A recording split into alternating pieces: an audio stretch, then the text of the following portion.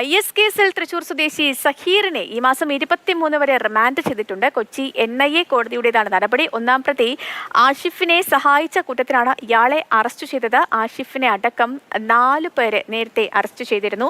രാഗിൻ ചേരുന്നു നമുക്കൊപ്പം. രാഗിൻ, ഈ IS മൊഡ്യൂളൊക്കെ കൃത്യമായി ഫോളോ ചെയ്ത് കേരളത്തിൽ കൊലപാതകങ്ങളൊക്കെ ആസൂത്രണം ചെയ്ത വ്യക്തിയാണ് ഈ ആഷിഫ്. അപ്പം അയാളടക്കം 4 പേരൊക്കെ നേരത്തെ അറസ്റ്റിലായതാണ്. ഇപ്പോൾ ഈ ആഷിഫിനെ സഹായിച്ച വ്യക്തി സഹീറിനെ കോടതി റിമാൻഡ് ചെയ്തിരിക്കുന്നു. എന്തൊക്കെയാണ് കോടതി നിരീക്ഷണങ്ങളൊക്കെ?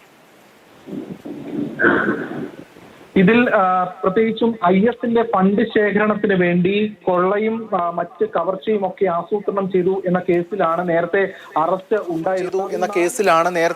അറസ്റ്റ് ഉണ്ടായിരുന്നത്. അതിൽ 4 പേരാണ് മുൻപ് അറസ്റ്റ് ചെയ്തത്. തൃശൂർ IS കേസിൽ അറസ്റ്റിലായിരുന്നത് സയ്യിദ് നബീൽ അഹമ്മദ്, ആഷിഫ്, ഷിയാസ് സിദ്ദിഖ്, അതോടൊപ്പം തന്നെ സഹീർ തുർക്കി എന്നറിയപ്പെടുന്നയാളുമാണ് നേരത്തെ അറസ്റ്റിലായിരുന്നത്.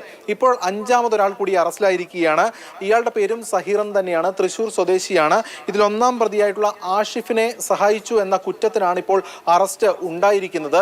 ഈ കേസുമായി ബന്ധപ്പെട്ട് ദേശീയ അന്വേഷണ ഏജൻസി വ്യക്തമാക്കിയിരുന്നത് ഇത്തരത്തിൽ പലതരത്തിൽ കേരളത്തിന്റെ വിവിധ ഇടങ്ങളിൽ കവർച്ച നടത്തി ഈ പണം ഉപയോഗിച്ചുകൊണ്ട് വിദേശ രാജ്യങ്ങളിലേക്ക് കടക്കുക, അതോടൊപ്പം തന്നെ കേരളത്തിൽ ബോംബ് സ്ഫോടനങ്ങൾക്കും മറ്റും ആസൂത്രണം ചെയ്യുക എന്നൊക്കെയായിരുന്നു ഇവരുടെ ലക്ഷ്യമെന്നാണ് നേരത്തെ ദേശീയ അന്വേഷണ ഏജൻസി വ്യക്തമാക്കിയത്. മാത്രമല്ല, ഇവരൊരു ടെലഗ്രാം ഗ്രൂപ്പ് രൂപീകരിച്ചിരുന്നു. അതിൽ ഈ തീവ്ര ആശയമുള്ളവരടക്കം അംഗങ്ങളായിരുന്നു.